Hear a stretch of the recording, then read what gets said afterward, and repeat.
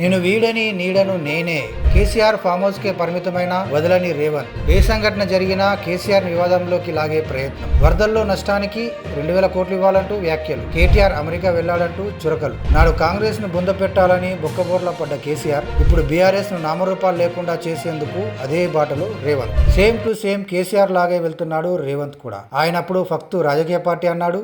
ఇప్పుడు ఈయన పక్కా రాజకీయం చేస్తున్నాడు. రాష్ట్రంలో ఏ సంఘటన జరిగినా ఆ వివాదంలోకి కేసీఆర్ని లాగుతున్నాడు. బీఆర్ఎస్ ను బద్నాం చేస్తున్నాడు. కేసీఆర్ ఫామ్ హౌస్ కే పరిమితమై సీద తీరుతున్నా ఆయన వదలడం లేదు. నిన్ను వీడని నీడను నేనే అంటూ దెయ్యంలా వెంటబడుతున్నాడు. కేటీఆర్ ను బజార్లోకి గుంజుతున్నాడు. సీఎం అయినా ఇంకా రేవంత్ లో పాత వాసనలు పోలేదు. అప్పుడు ఫైర్ బ్రాండ్ గా ఈ దూకుడు తనకు కలిసి వచ్చింది. ఇప్పటికీ అదే కంటిన్యూ చేస్తూ వెళ్తున్నాడు. ఓవైపు వరదలు వచ్చి ప్రజలంతా లబోదిబోం అంటుంటే తీరిగ్గా ఖమ్మం, సూర్యాపేట, మహబూబాబాద్ పర్యటనలకు వెళ్లిన రేవంత్ ఇక్కడ రాజకీయమే చేస్తున్నాడు. కేసీఆర్ పేరు లేకుండా బహుశా ఆయన స్పీచ్ ఉండకపోవచ్చేమో. కేటీఆర్ను తిట్టకుండా ఆయన ప్రసంగం ముగించేలా లేడు. ఇలా సాగుతోంది ఆయన వైఖరి. ఎప్పుడైనా వరదల్లో కేసీఆర్ ప్రజలను పరామర్శించాడా అని ఇప్పుడు జనాలకు గుర్తు చేస్తున్నాడు.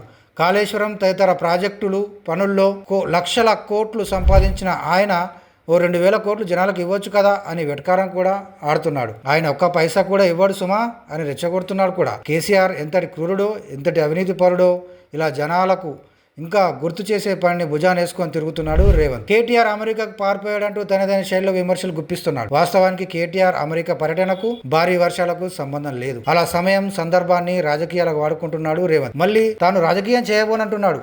పనిలో పనిగా మీడియాను అరుచుకుంటున్నాడు, ఖర్చేస్తున్నాడు. మిమ్మల్ని ప్రజలే చూసుకుంటారంటూ పరోక్షంగా మీకుందురో అనే బెదిరింపు ధోరణి ప్రదర్శిస్తున్నాడు. ఇక్కడ ఒక్క విషయం గమనించాలి. సేమ్ కేసీఆర్ లెక్కనే వెళ్తున్నాడు రేవంత్. కేసీఆర్ కూడా కాంగ్రెస్ ను బొంద పెట్టేందుకు ఎన్ని చేయాలో అన్ని చేశారు. పరోక్షంగా బీజేపీకి ప్రాణం పోసి తాను బొందలో బొక్కబోర్లా పడ్డాడు. ఇప్పుడు రేవంత్ కూడా బీఆర్ఎస్ నామరూపాలు లేకుండా చేయాలనుకుంటున్నాడు. బాజాప్తా చెప్పాడు కూడా, కేసీఆర్ గుర్తులేని తెలంగాణను ఏర్పాటు చేస్తానని. అదే మాటకు కట్టుబడి పనిచేస్తున్నాడు. కానీ ఇక్కడ లాజిక్ మిస్ అయ్యాడు. బీఆర్ఎస్ బలహీనపడితే బీజేపీ బలపడుతుంది. జనాలు ఆల్టర్నేట్ పార్టీగా బీజేపీని ఎంచుకుంటారు.